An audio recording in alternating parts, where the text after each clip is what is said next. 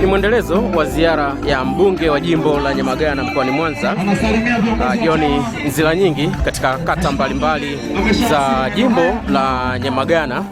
Naombeni mniruhusu kwa heshima na taazima, walau nipate fursa ya kuwasikiliza ninyi, nizifahamu changamoto zenu kwa zile ambazo nitakuwa zizifahamu, lakini nisikilize maoni yenu, nipokee kero zenu, ili nitakapokuja kusimama kuzungumza na ninyi, basi nijue nazungumza nini na watu wa Mahina.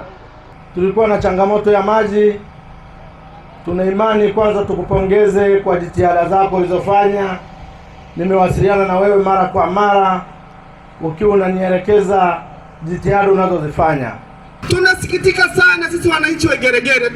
Tuko mjini sisi ni mjini, lakini hatufanani na jiji la Mwanza. Haiwezekani maji yafunguliwa saa 5 usiku, saa 6. Wanaofungua maji ni kina nani? Kwa majina naitwa Engineer Imran Swai, niko kanda ya Nyegezi, ni manager msaidizi. Labda nitoe kwanza maelezo kidogo kuhusu migao ya maji. Ni kwa nini migao ya maji? Mpaka sasa hivi Mwawasa tuna upungufu wa uzalishaji wa maji.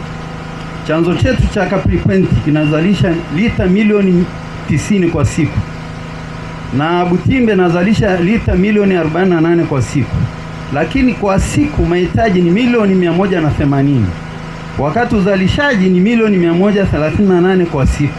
Kwa hiyo kuna mapungufu ya milioni 42,000 kwa siku, milioni 42.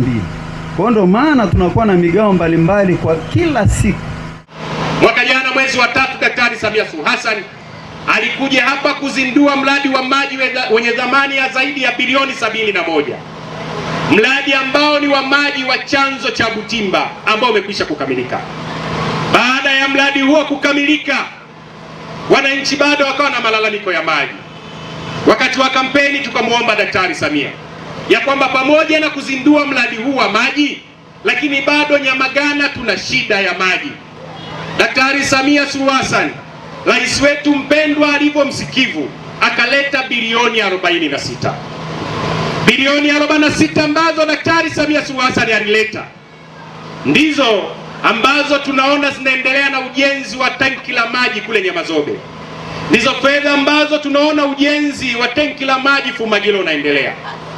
Nataka niwaambieni, pamoja na haya yanayoendelea kufanyika huko, bado tutakuwa na shida ya maji kama maji yatafikishwa kwenye matenki.